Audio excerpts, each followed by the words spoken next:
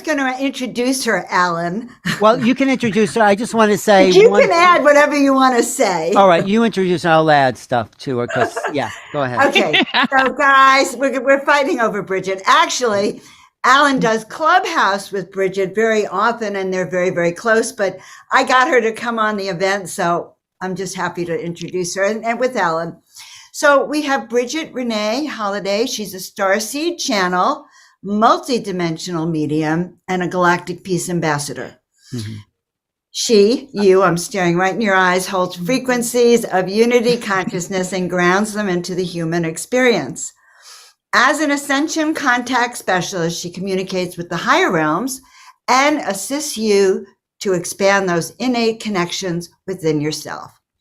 Her mission, should she choose to accept, which she did, is to inspire you to shift perspectives, expand your consciousness, live your soul's purpose, and remind you that you've trained lifetimes for what you're here to do. And I want to tell everyone that Bridget has a chat on Clubhouse, and her voice is I swear her voice has been trained from lifetimes to bring healing and awareness about consciousness. So I'm happy you're here, Bridget. Now it's Alan's turn.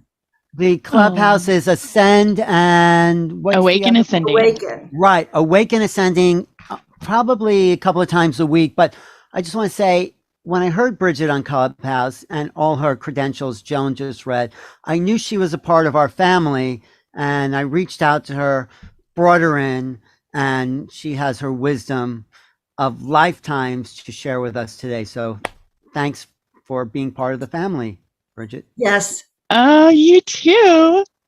Thank you so much. I just want to say one thing. I love that we didn't rush you. You took your time. You're like the goddess. You're in your empress chair right now, ready to share with your people. That's the feeling.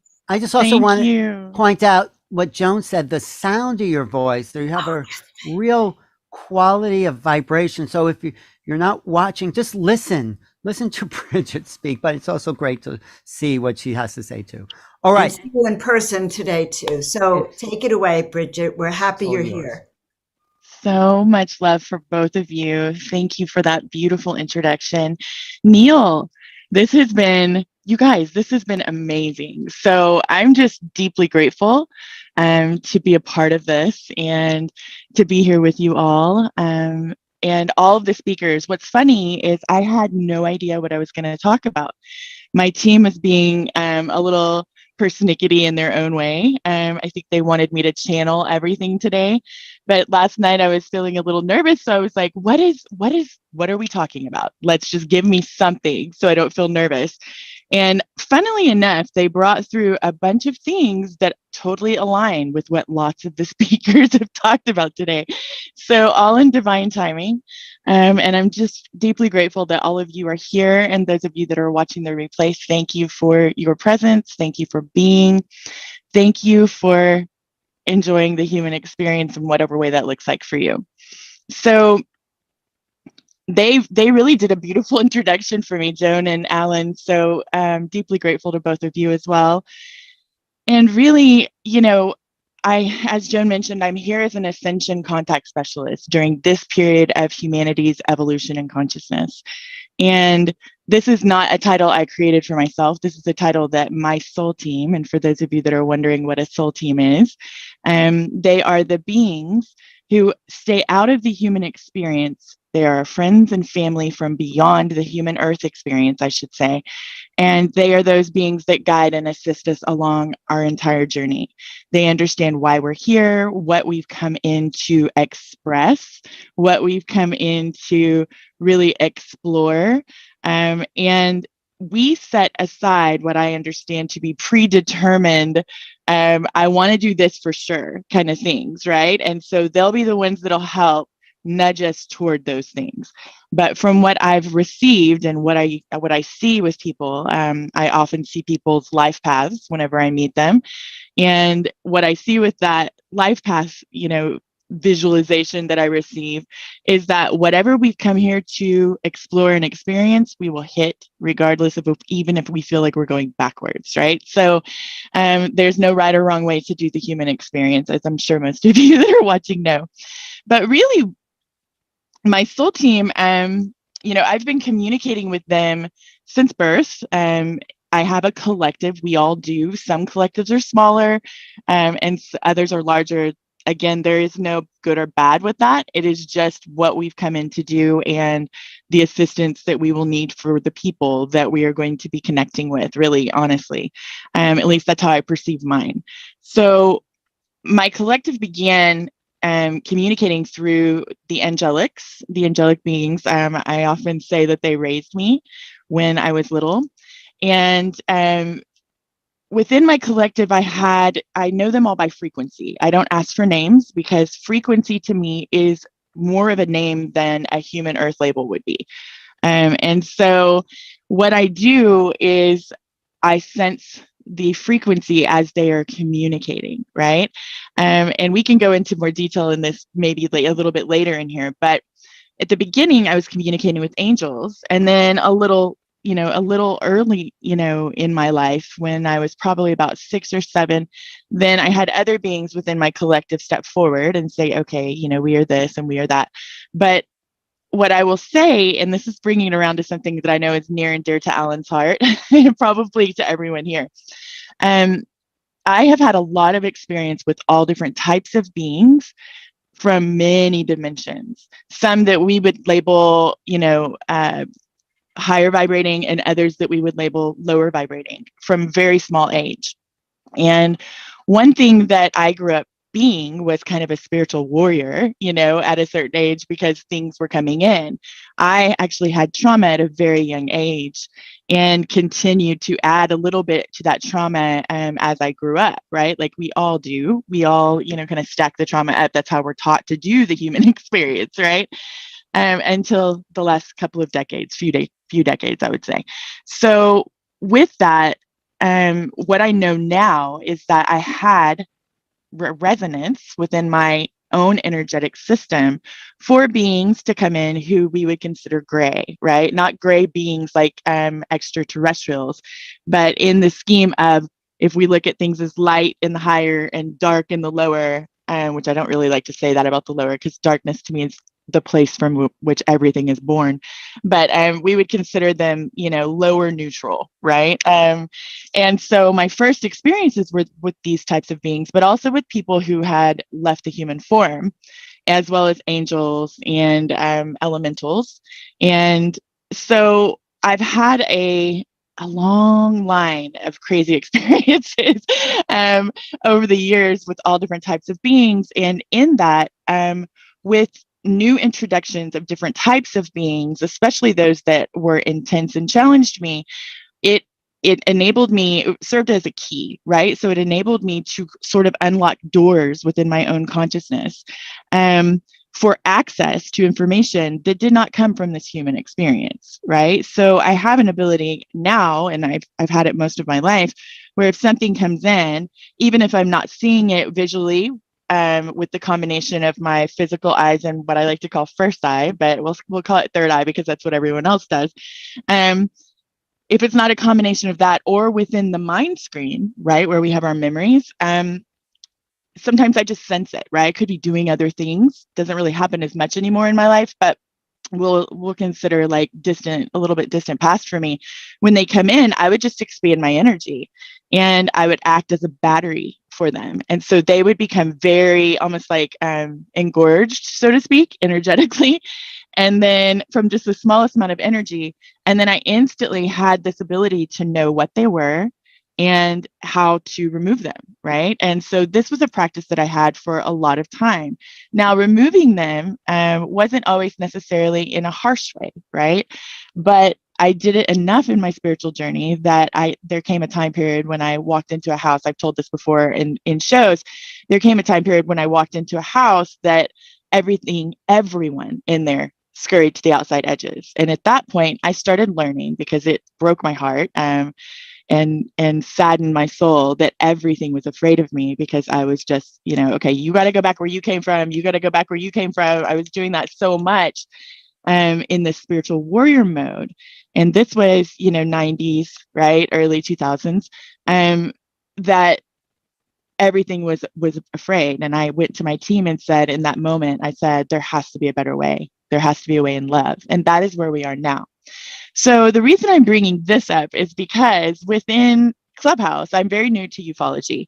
I would say I started learning more on a deeper level about ufology last April. So I know the basics that everybody knows, pretty much the things that are really common until then. But I've been in a number of ufology rooms on Clubhouse, which is a audio only app. And they talk about, nuts and bolts, right? A lot of the time they talk about the vehicles, right? And proof, wanting that hard proof. And then this book that Alan, I heard him talk about it so many times, Skinwalkers at the Pentagon. I think that's the name of it, right? Came out, and the conversation started shifting, almost frantic in some ways.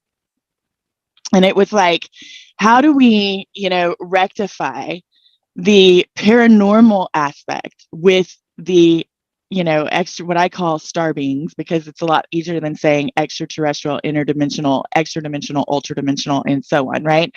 But they're like, how do we rectify these two things? And from my experience, I was more in the paranormal world and in the communication world with higher dimensional beings most of my life, and having interactions with those that were teaching me, really reminding me some of my masteries that I've brought in from other lives outside of Earth, right? So for me, when I had my two contact experiences as an adult with two very different, we'll call them interdimensional beings, I was like, it all makes sense. Like, it totally makes sense to me how they fit into the dimensional layers, right? So when I was talking to my team last night, like, what are we going to talk about tomorrow? I have things that I would love to talk about. And they brought this in. I was like, oh, yeah, well, this is beyond UFO disclosure. So it totally makes sense that we would bring in something like this. So there's a lot of things. Let me check my notes and make sure I'm on topic, you guys. So, okay. Yeah, so as Alan so beautifully worded, as did almost everyone, I think everyone else actually that has spoken, the connection is consciousness. And the reason consciousness is the connection is because we are multidimensional beings. Within our own human expression, we are holding frequencies for many other dimensional expressions that we are sharing with our soul, right? And within this is what we have, the illusion of dimensions, and we often explain it as layers, right, one above the other, but it's really like a sphere, and everything is enmeshed into this giant source sphere, right? So if we, and as I'm sure a lot of you are experiencing this right now, if we come in and begin to awaken aspects of our consciousness, we're bringing more of our soul light into our human experience. What this does is brings us into soul senses, as I like to call them. Some people call them clairs, telepathy, empathic ability, all of those things. But it also activates within ourselves higher dimensional frequencies. So we begin to have this blending of the world that we're perceiving with the world that we call the invisible world, or, the hidden world, or the other side of the veil, things like that. So we have this blending effect that I've been experiencing most of my life. There have been some times when it's been a bit more quiet in my life, but we have this blending effect where we have multiple types of phenomena happening simultaneously. And you can walk into a space and feel every person that has had a human experience is still hanging out in what we call the other side of the veil, right? Which is actually a carbon copy of what we are here, without the ability to interact with the physical, unless you learn how to do it, right? So we'll have that. We'll have dimensional layers of beings that are fourth dimension, and my experience with the fourth dimension is there's so many layers in it. And then it's almost like dimensional planes of existence within it. We have within the lower fourth, we even have, dreams time, right? And the astral. We also have in the upper fourth, we have other bands that are, like we have Akashic records. And this to me is, from my experience with the fourth dimension and fourth dimensional beings, within the lower dimensional layers, there are also what we call passengers, or some people, I heard a word that today, they call them parasites or something like that. I call them passengers. And there are layers of different types of those beings. Some of them are fully formed thought forms that humans have created and that they have been evolving themselves over time. We also have the beings who are enacting with us in the control constructs, which is what my team calls it, which is a part of the human experience that we have from a higher perspective been sort of in contract with them for, so that we can have particular types of experiences within the human overall experience, right? And those are actually being deconstructed, right? So we have all of these different layers of dimensional beings, some of which, people would call, they've labeled them like demons, and then they have all of these other types of beings that are able to take form in the fourth, so they can actually, like I call them shifters, like shape shifters, so they can shape shift from what we would consider less density into like a physical form. There's all different types. And I mean, I can't even begin to even probably put a number to the different types that I've experienced in my lifetime. So if we're adding that with the beings who are in higher dimensional forms or even equal to us, then we have all of the layers of what I like to call star beings. Now, for me, star beings aren't really just beings that are from star systems. They can be interdimensional. They can also be what I call ultradimensional, which often has, beyond the what we would call physicality spectrums, right, of expression.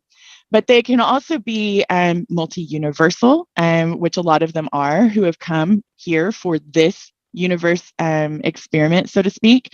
So to me, it all rolls together. And the fact that that people are experiencing these in particular locations, like the, what's it called again? Which, Alan, can you help me? It's the ranch, Skinwalker Ranch. Got it. Never mind. I feel like 20 people just said that to me out loud. Thank you, whoever you are. So places like Skinwalker Ranch, where there are enormous portals, which is a part of Gaia's technology, her energetic technology. There are enormous portals, and particularly in that location, any of you who use your inner sight to see externally, I recommend looking at the size of the one that is there, and having been around portals and having opened them myself, both consciously and unconsciously, which we all have the ability to do. I can tell you that they can be, so to speak, colored by the frequencies that we bring into them. I've also closed a lot of them for people who didn't understand what they were doing over the years. I don't do this for a living, you guys. I don't close portals for a living. So I can tell you how to do it. If you email me, if you're one of those people that's like, I've got one of those and I want to close. That's not what I do for a living, but I've done it for friends, and many, many times. And what I can tell you is our energetics can actually, because we are multidimensional, right? We can access our own portal technology, and we can adjust the portal technology that our planet creates because we are in oneness with our planet. We are the gardeners, so to speak, right? Or so we should be. And so if we come in with a lot of fear or with, maybe, ill intent or things like that, we can take a portal that is only accessing higher dimensions, and we can now allow that portal to access lower dimensions. That can also happen if very traumatic events happen around a portal that energy is drawn into it usually, or overlays it. And then that portal is recoded, even in an unconscious situation, to access not only the higher dimensions, but also lower dimensions, right? And a lot of the time, what I find is that it's accessing particular layers of the lower fourth dimension, which hold what I call passengers, right? So for me, if you put it all together, it's just a matter of really understanding how everything is connected in with one another. Sorry, you guys, I'm checking my notes again. Yes. Okay. So basically, we're all sharing the same space. And it's just a matter of how we can see, right? So like, it's like those glasses. I don't know, they're kind of a steampunk thing, but I think they come from like the old days where you can change from white lenses and add yellow and then add another color, right? And you create multiple spectrum vision.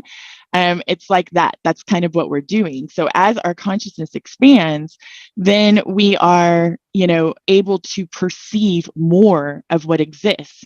If all of us right now hit a fifth dimensional consciousness, we would probably be really freaked out because the way things look in other dimensions, we would consider not only just odd, but often monstrous looking. And just because something looks like that doesn't mean it is, right? So I'm really actually very grateful that the ascension is going at the pace that it is. I know a lot of us are like, we're ready. Come on, we're ready for this fifth dimensional experience. But if you shifted into 5D right now and saw some creature hanging out in your, house or right outside your window that you had never seen before, you probably get a little freaked out, right? So I think, this is why my team always, especially the star beings, they're always talking about how it's really important for us to do not only, our honing of our abilities, but our inner work, because we are, whatever is a vibrational resonance for our the vibration that we're holding can see us and interact with us. So if we're holding a lot of slumbering aspects of our consciousness that are containing a lot of cobwebs, or are very dense, then we are now a vibrational match for that within our world. So if you are a person who is, newly expanding, right, and on your consciousness journey, and you're seeing and feeling funky things, look within. Use it as a message to go within and look within yourself. And really, the inner work is super important. Meditation is key. And I know there's another, I think I'm skipping ahead, but, yeah. Okay. So basically my team is saying last night, I'll say, yeah. Okay. So they were saying that in particular, they used these words when they were channeling this through. When we do the inner work, it aligns us with very benevolent beings, like naturally benevolent beings, right? And so it's a frequency alignment, right? So we are aligned with them when we do the inner work, and we are peeling away the layers of the onions. And really, trauma we're not meant to hold on to things, right? We're not meant to hold it in and carry it around with us for a really long time. So, we're just peeling away the layers of the onion of things that we've adopted into ourselves and called us, right? But they aren't the true essence of us. We're designed to have an experience and have it move through us. So I'm kind of going to go on a little journey with you guys, and I hope you can follow me on this. My team wants me to bring up, they want me to bring up that contact with star beings is happening on a one-on-one basis and with groups of like-hearted people. It also happens from pre-designed situations that we have created for ourselves with our own star family, that will enable us to have the potential for a fast track in consciousness. That's actually what happened with me. It's happened with a lot of people that I know. Now we can choose our own adventure from there, right? Like always. So we have the contact experience, then we get to decide how we're going to roll with it going forward. Are we going to maintain a fear-based structure because we didn't understand what happened, but also because it might have been really scary in some ways for us, right? So we can hold ourselves in fear. We can hold ourselves in confusion. We can hold ourselves in, a period of cognitive dissonance. And we can also, prevent ourselves from seeing what comes next if we hold ourselves in that. Now, it's totally understandable if people do that. And I'm not negating anyone's experience by far. After having two technically in that way, myself, I can totally understand. But I will invite you, if you're still confused and you've had this, I will invite you to look within and allow the things that are asking to be shifted to fall away, because new will come in and fill the space within your consciousness and within your external reality that will support you in going forward. If you are a person who is having experiences with, we'll call it a star being, and you feel like it is not in your highest and best good, and you feel like it is, impinging on your divine sovereign free will, I will say that there are a lot of things we can learn from that. But if you don't want to, that's okay too, because we have free will here. And I don't know if you can see on my name, but it looks like Joan's image is up, but hopefully mine is too. My website is there, and I have a blog, and there's a contract nullification and release on there that you can say. It's very powerful. It covers a lot of angles. My soul team and I actually channeled it through for people that were experiencing that, because there are beings who are hanging out with us in the earth plane that have been inadvertently invited in, right? They're not on the guest list. I often call them loopholed. They've loopholed their way into the human earth experience, or someone has invited them in, but they didn't necessarily go to that someone. They could come to someone else who has a frequency that they're curious about or whatever, right? So not that they're all, malevolent and out to get us, but if they're not here as a galactic ambassador, I can just tell you, if they're not here for humanity's highest and best good, then and you don't feel like you are having a very positive experience with them and actually getting support and love and guidance that supports and uplifts you, then by all means go and do this. This also works for any kind of lower vibrating being. It's not just for extra dimensionals, interdimensionals, and yeah, pretty much the ultras aren't going to do anything like that, or extraterrestrials, I guess. But yeah, so you can use it for anything. So, and if you know someone that is in need of something like that, feel free to use it. Make sure that you read it all the way through before you actually speak it aloud, and speak it aloud with gentle command, but standing within your sovereignty. And sometimes if you're feeling weakened by experiences, it's good to have someone with you, that another human that will help you feel supported. But you can always call in your soul team for this kind of stuff too. So I just wanted to touch base on that for just a moment. And let me check my, you guys, I'm checking my notes a lot today. Yeah, okay. So, oh yeah, so they brought through the inner work to integrate, heal, transmute fear, and fear-based patterning will assist, but joy, creativity, and play raise vibration, which makes connecting and contact easier and clearer for us. So one of the things that's really big with my team is they love play. So when I can communicate with them all day, any day. But if I want to have like a marathon communication, if I get myself into a play mode, and that includes joy and love and happiness, usually I do it from actually doing play type things. Like I like to hula hoop. I try to roller skate. I'm not very good at it yet. I'm not very good at both of those actually. And that's part of why I like them so far. But I like to do things, sing and dance and different things like that, where I'm elevating my frequency greatly. And then I go into channeling. I also will do that often when I go into longer meditations, which brings me to the next thing that they mentioned. When we are meditating for, 45 minutes, and longer, we're accessing higher aspects of our consciousness within that trance-like state that we go into, right? So within that, communication is very, very easy. And if you go into the meditation with the intention to communicate with your star family, then, and you do it, consistently, consistency is key for those that are starting this journey, then you will have connection and communication. They're waiting for us to connect in with them. I have people, that come through with what I do, my service soul work in the world, and their team is with me the night before, like so excited. They're like, yes, we're finally going to get to talk to her and meet her or him, right? And we're going to have this moment with them where we can now carry that over into the waking conscious reality. And if those of you who are not familiar with quantum hypnosis, I highly recommend having at least one of those in your life. It can really, really expand your consciousness. It's very much a fast track for consciousness expansion. I always say it's a catalytic force of consciousness expansion, and it will affect all of your levels and layers if you go into it with that intention, right? If you go into it with the intention of, I'm ready for my next step, let's open it up.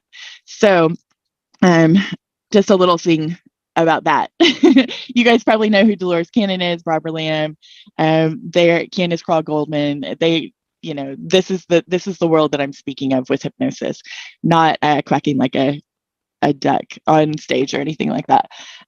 So let's see, what did they bring in next?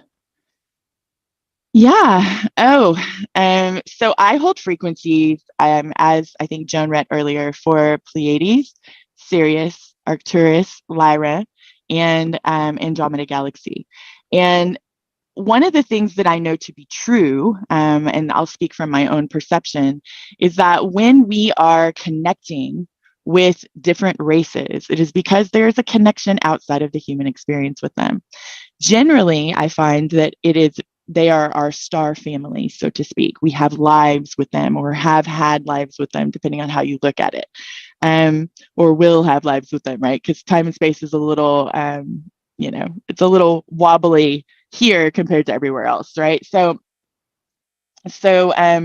when I had remembrances and activations of my lives with these beings, and integration and communication, that activated those frequencies within my human experience. And this is how we work. Of course, I identify loosely as a starseed. I think we're all starseeds, but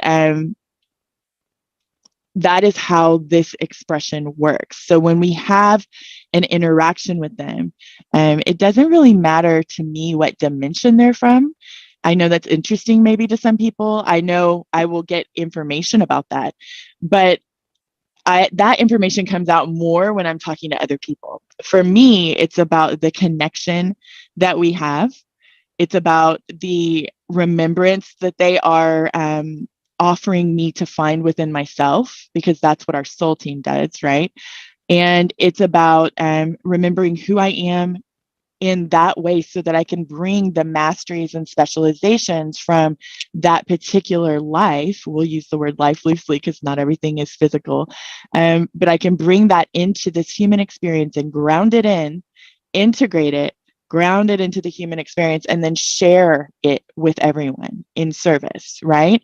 So I think that's a really important part about contact. Like when we can get past, our entire inner world, our landscape, our inner belief landscape, the beliefs, the stories, the patterning, when all of that with contact, and let me see if I can, they're bringing in a bunch of information. So let me see if I can slow them down real quick. When we're bringing in, thank you for bearing with me. When we're bringing in, and meeting that aspect of ourselves, essentially, right? It is a frequency match with that being. We are frequency matching. That means all of our, low-hanging fruit, consciousness-wise, will come to the surface to be healed and released and transmuted and integrated, that kind of a thing, right? So when that happens, it's a fast track, right? So it fast tracks us into our consciousness evolution.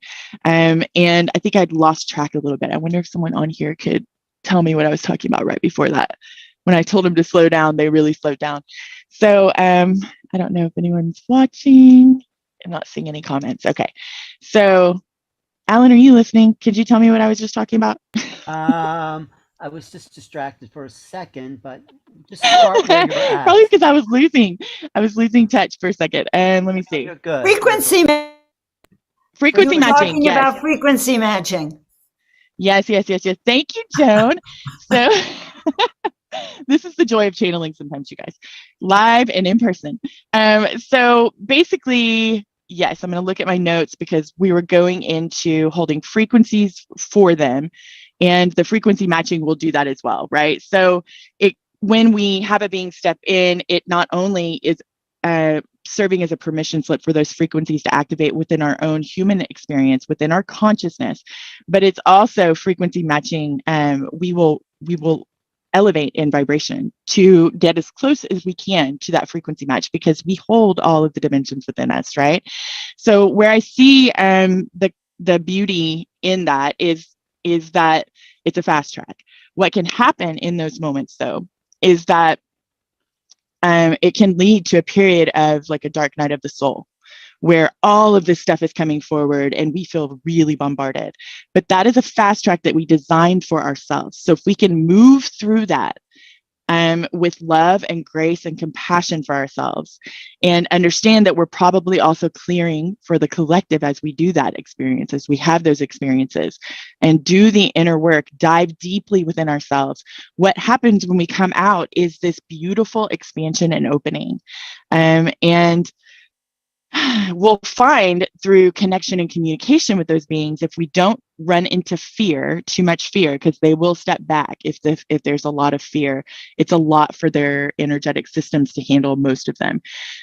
So if we can stay in neutrality or above with them, what we will find that will happen going forward is they will serve as specialists with us in one way or another. And so, my team, as I was doing this, I'm just going to read it. So this has evolved over time, and it does shift and expand, but I just want to kind of give you an idea of how contact and connection with, our star family can assist us in our lives. So, and there's so much more than what I'm going to say. This is just very short blips about each of them. So for the Arcturians, within my life right now, I have a specialist Arcturian healing team that works with me within my hypnosis sessions in my multidimensional energy healing.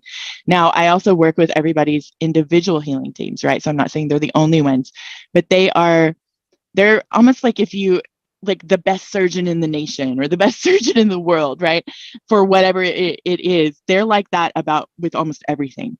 And so I will bring them in to work with me. So this is one way that the Arcturians are working with me, but they also work with me as energetic technicians for my own energetic system. We all have an energetic system that has a lot of energetic technology in it. It's part of the human design. And so being more proactive, sometimes a little too much probably, with my own, creating my reality, I mess around in my energy systems. And, sometimes I will say, hey, I would like this to be, adjusted in this way or whatever. And often I find they'll be the ones that step forward, and they will come forward. Now, one of the beings within this healing team, is actually on my soul team, and the others are coming in for this cameo. I don't know how long I'll be working with them. This could be like something that lasts forever, or it could be kind of like a cameo experience where they come in, teach me things, and then leave, right? So, and that's another thing that can happen with these beings. But they also help me access galactic information, and give me understandings, a broader understanding of how it is pertinent to my earth experiences and being of service within the unity consciousness frequencies. So I always say that I'm a peace ambassador, but technically what I do is unity consciousness based. So I guess I should change that, Joan, and say unity ambassador.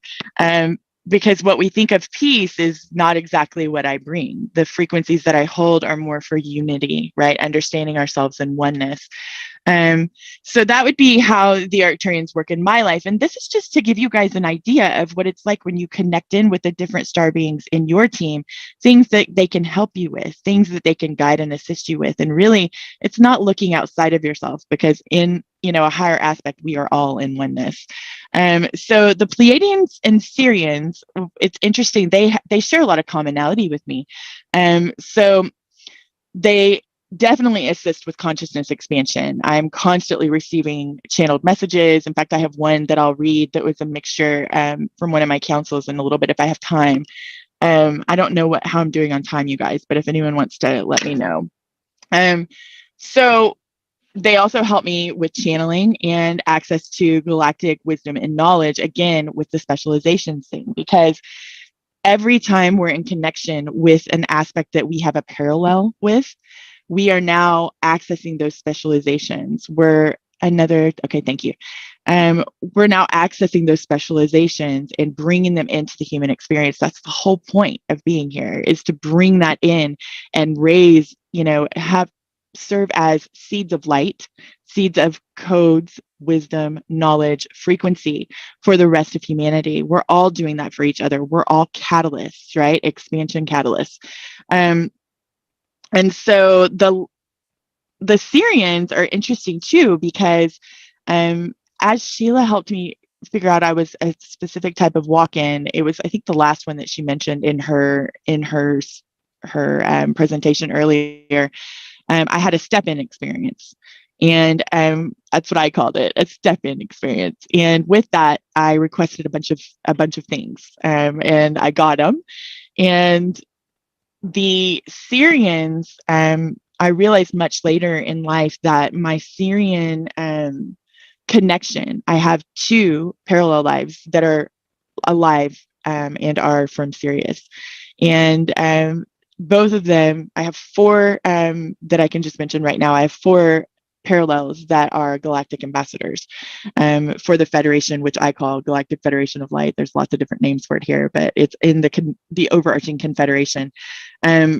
But my Sirian actually is very interesting because I have direct access to a lot of knowledge and wisdom and codes and keys and frequencies. I think we all do.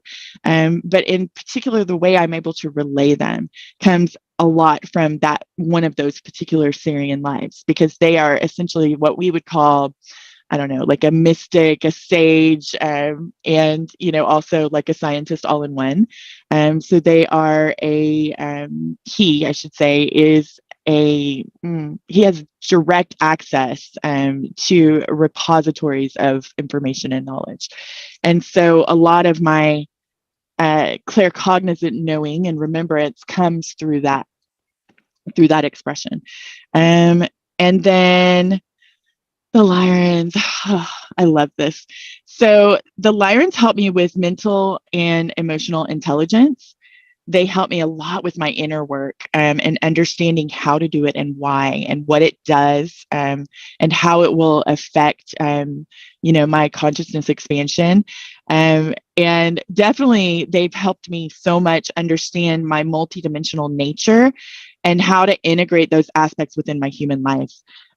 So, my Lyran parallel, I'll say, and just in particular using her, and interacting with her, I get deep understandings of other multidimensional expressions that we can ground into the human experience, like understanding that we can communicate with our parallel aspects. That came through them, and explaining to me that there were parallel aspects came through them. It was furthered by one of my Pleiadian parallel aspects, but I think what we'll find is a lot, just like what Geraldine was talking about earlier, and probably others, is that, we are they and they are us, right? So it's not so much about the names, it's not so much about the races, and it's not so much, it is about the races, like that's a way we can understand it, right? But when we're connecting and communicating in with them, they blend their frequencies a lot. I call it braiding. They braid frequencies for connection and communication. And it could be an angelic being with, a Lyran, with your high self, with, a dragon. I mean, you know what I mean? Like whoever's on your team. So to me, it's not as much about the different races and they fit only in this dimension, because a lot of them play in all of the dimensions, right?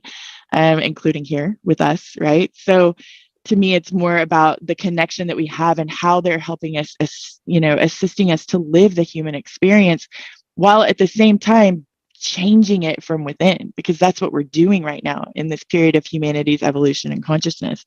We're changing the human experience by what we're choosing in each now moment. And we're deflating things that no longer serve us and aren't fun anymore. And we're inflating things that do serve us as a collective, not only just us as humanity, our co-inhabitants, right? And our planet, right? And then the Andromedans, sorry about that segue. I hope it was entertaining. The Andromedans really helped me with universal and cosmic consciousness and understanding my place within the cosmos and universally. I have a very early Andromedan life when we were creating the Andromedan experience. So, that aspect of me has been around for billions and billions and billions and billions of years.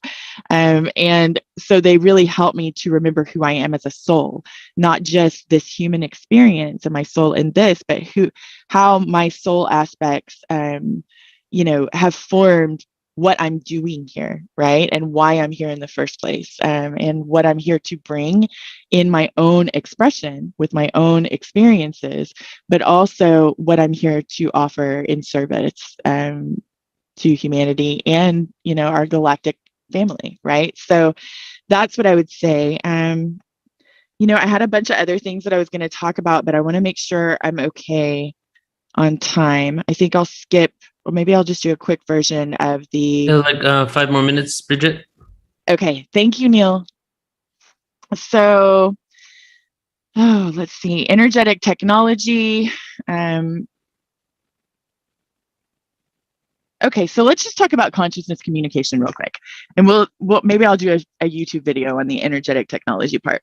So consciousness communication, when you begin to communicate with, we'll just say your star family, beings that are on your soul team, that will come in a lot of different ways for each of us. And really, there is no right or wrong way for it to happen. But what you can do is give them direct feedback. And this is something they wanted to come through very strongly last night, is if and when you find yourself connecting and communicating with your star family, you can and should give them direct feedback about how the communication is happening on your end.